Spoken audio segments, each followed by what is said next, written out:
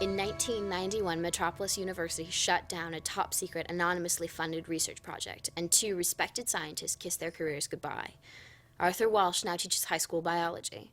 Stephen Hamilton died in obscurity, his condition notably similar to that of Earl Jenkins.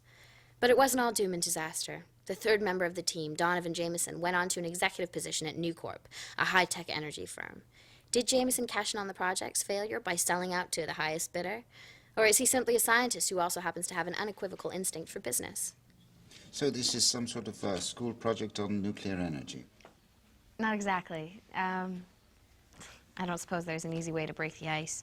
I came to ask you about your research at Metropolis University. Really?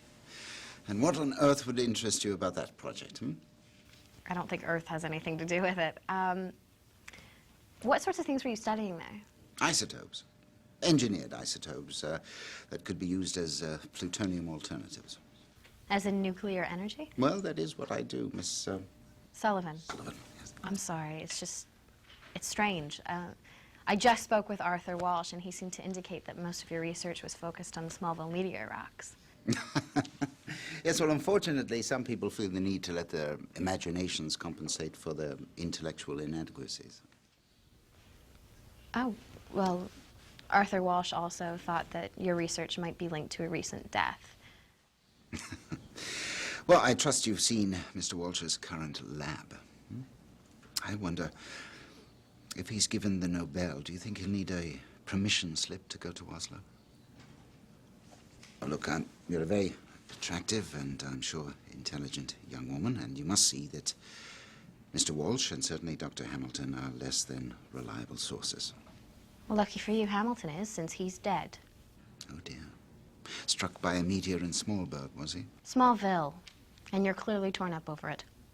I don't have time for theories about space rocks, Miss Sullivan. Now, if that's the story you want, I suggest you stick with Walsh. I'm sure he'll give you all the grist you need for your conspiracy mill. Oh, better yet, why don't you find Hamilton's papers? Where are your research papers, Doctor? At the university, of course. Call them up if you'd like to see And them. the other scientists' papers? As far as I know, they refused to submit their research.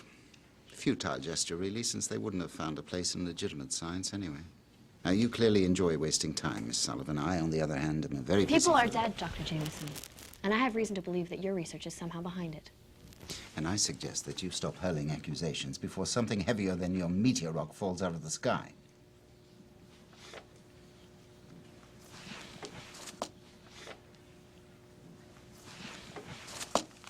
Well, it appears I have another meeting momentarily, so if you'll excuse me, Miss Sullivan.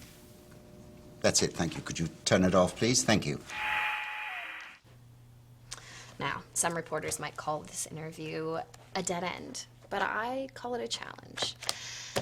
I'll get ready for that big fight after my interview with the man that will blow everything out of the water, Dr. Arthur Walsh. Once I get him to spill his guts about the meteors, it'll all be good. Get that interview next week.